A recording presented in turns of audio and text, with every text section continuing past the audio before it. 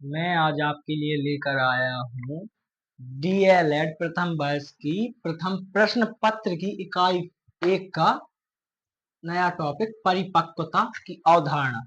परिपक्वता जैसे हम समझ सकते हैं, परिपक्वता वह कहलाती है किसी कार्य को करने के लिए प्राप्त की जाने वाली क्षमता। जब वह क्षमता किसी में भी आ जाती है उसे परिपक्वता कहा जाता है। अतः हम कह सकते हैं कि किसी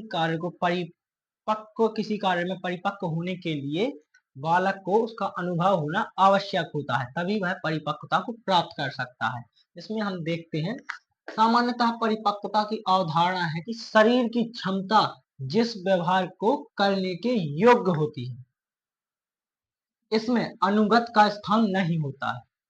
इससे हम समझ सकते हैं कि परिपक्वता वह धारणा है जो शरीर की क्षमता जिस व्यवहार के करने की योग्य होती है, जो कार्य बालक या व्यक्ति द्वारा किया जा सकता है, वह उसी कार्य तक परिपक्व हो सकता है, अथवा उसकी सीमा या क्षमता वहीं तक हो सकती है। वह इसमें अनुगत का स्थान नहीं होता है।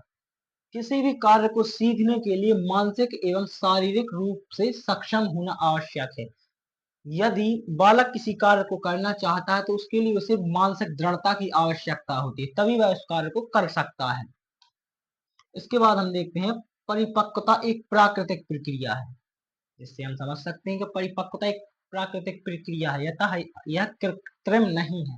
अतः यह किसी के द्वारा किसी को प्रदान नहीं की जा सकती या किसी से प्राप्त नहीं की जा सकती है। परिपक्वता एक प्राकृतिक प्रक्रिया है जिसका संबंध बालक की वृद्धि एवं विकास से घनिष्ठ रूप से जुड़ा होता है। बालक की वृद्धि एवं विकास में परिपक्वता का एक विशेष स्थान देखने को मिलता है। इससे हम समझ सकते हैं कि बालक की वृद्धि एवं विकास में परिपक्वता का विशेष एवं घनिष्ठ तथा बहुत ही मजबूत जुड़ा हुआ संबंध होता है। इसके बाद हम देखते हैं, परिपक्वता की प्रक्रिया स्वतः पूर्ण होने वाली प्रक्रिया है। ये स्वयं में ही पूर्ण हो जाती है। इसके लिए किसी की सहायता या फिर किसी के मार्गदर्शन की आवश्यकता नहीं होती है। जैसे जैसे बालक अपने आसपास के वातावरण को देखता है तथा किसी और को कार्य करते देखता है, जिससे अनुभव या फिर देखने के आधार पर उसमें परिपक्वता का निर्माण होता है तथा वह बालक अनजाने या जानकर किसी कार्य को करके उसमें सक्षम हो सकता है, जहाँ वह परिपक्व हो सकता है। इसी परिपक्वता प्राप्त करना कहा जा सकता है।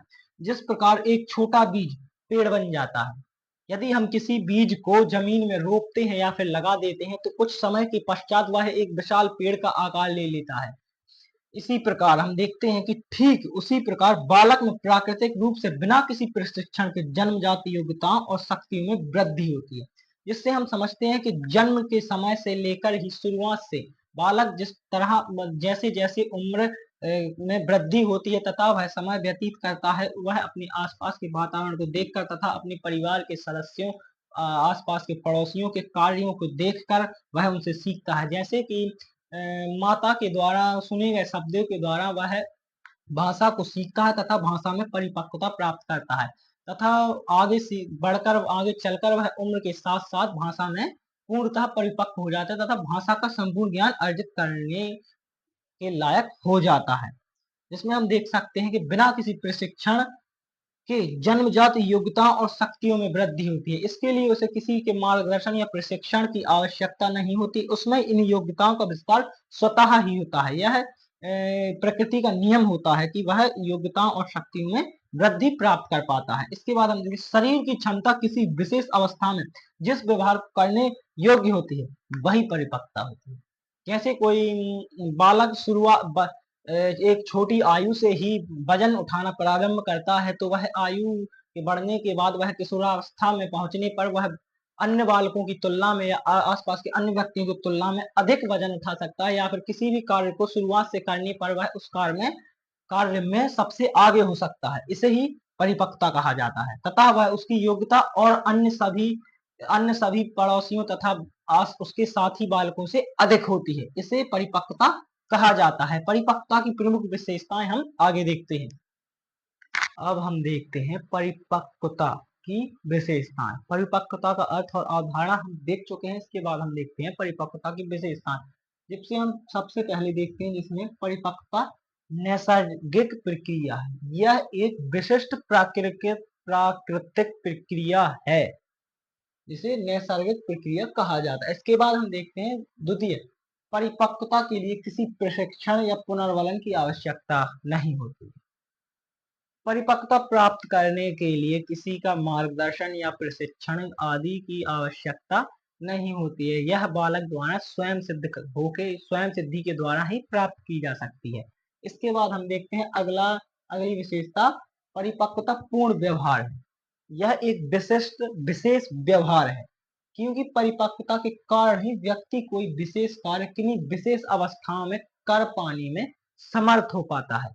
यदि बालक को उस अवस्था का अनुभव है या फिर वह उस कार्य को किसी और को करते हुए देख चुका है या स्वयं कर चुका है, तो वह कार्य उसके लिए करना आसान होगा और वह उस कार्य को आसान बनाने के साथ साथ अन्य व्यक्तियों की बालकों की तुलना में अच्छे से कर पाता है।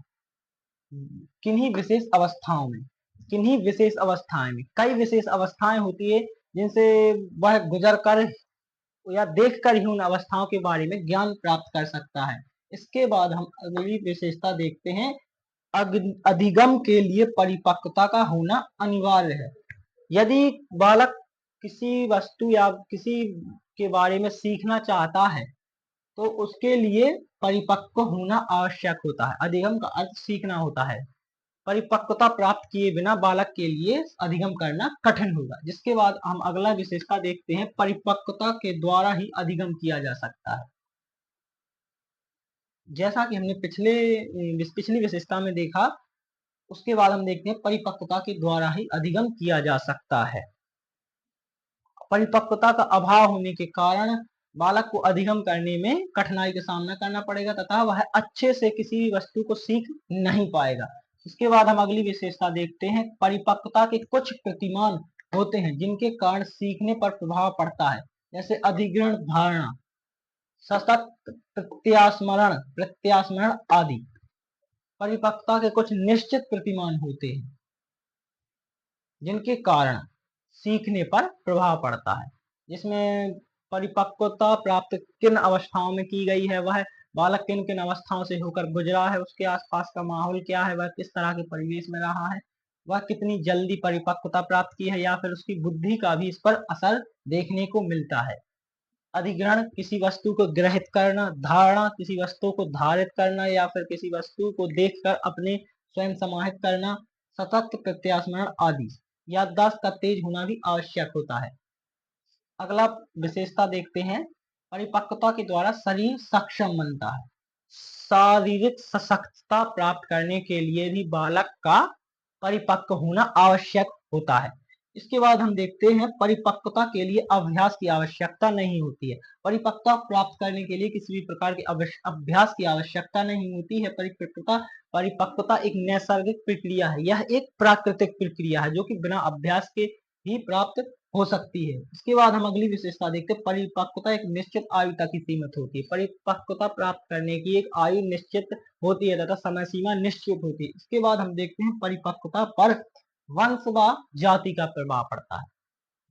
परिपक्वता पर आनुवांशिकता, वह किस विशेष जाति से संबंध रखता है, क्योंकि समाज में व्याप्त कुरीतियों के कारण समाज कई विभिन्न भागों में बटा हुआ है। वह किस तरह के परिवेश में, किस तरह के परिवार में बड़ा हुआ है, इसका भी परिपक्वता पर प्रभाव देखने को मिलता है।